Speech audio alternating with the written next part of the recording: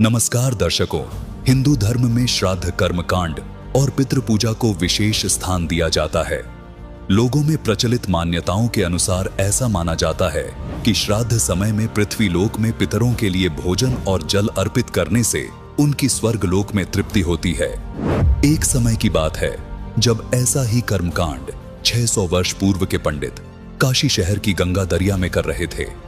वहां तट पर खड़े कबीर साहिब जी भी उस दृश्य को देख रहे थे।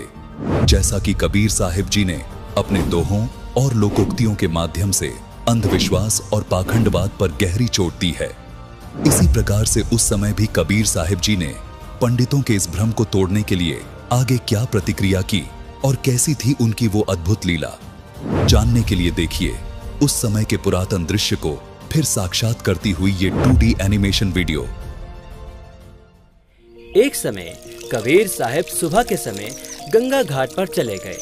वहां ब्राह्मण लोग सूर्य के सामने मुख करके गंगा जल हाथ में लेकर मंत्रों का उच्चारण करते हुए जल सूर्य को अर्पित कर रहे थे। कबीर साहब जी उन ब्राह्मणों को ये सब करते देख रहे थे।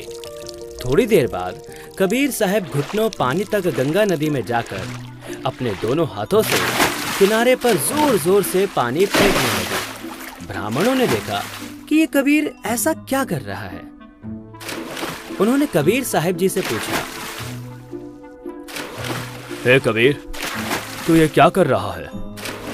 हे ब्राह्मण, मैंने आपसे नहीं पूछा कि आप क्या कर रहे थे, तो फिर आप मुझसे क्यों पूछ रहे हो कि मैं क्या कर रहा हूं?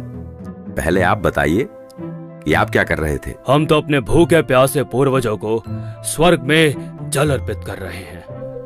अच्छा, अब मैं आपको बताता हूं कि मैं क्या कर रहा था। दरअसल मैंने अपनी झोपड़ी के आगे एक छोटी सी बगीची लगा रखी है। मैं उसे सींच रहा हूं।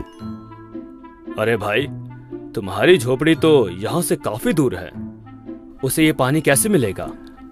हे ब्राह्मण, एक बात बताओ, जब लाखों मील दूर स्वर्ग में ये जल अर्पित हो सकता है, आपके पूर्वजों को ये जल प्राप्त हो सकता है, तो 2 मील दूर जाने में इस जल को भला क्या परेशानी होगी? तो दर्शकों, इस प्रकार कबीर साहिब जी का ये सटीक तर्क सुनकर काशी के पंडित जी समझ गए कि हमारी ये क्रियाएं व्यर्थ हैं।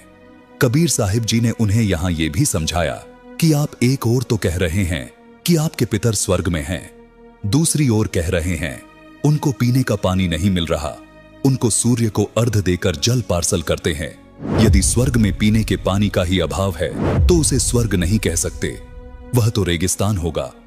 वास्तव में वे पितरगण यमराज के अधीन यमलोक रूपी कारागार में अपराधी बनाकर डाले जाते हैं। वहां पर जो निर्धारित आहार है वह सबको दिया जाता है।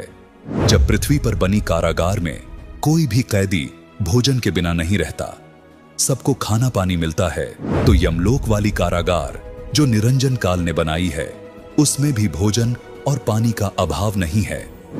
दर्शकों, यह 2D एनिमेशन वीडियो संत रामपाल जी महाराज के सत्संग प्रवचनों का अंश मात्र है। संपूर्ण आध्यात्मिक ज्ञान प्राप्त करने के लिए अवश्य सुनिए संत रामपाल जी महाराज के मंगल प्रवचन। संत रामपाल जी महाराज के मंगल प्रवचन सुनने के लिए आज ही प्ले स्टोर से डाउनलोड करें संत रामपाल जी महाराज ऐप और सब्सक्राइब करें हमारा YouTube चैनल संत रामपाल जी महाराज।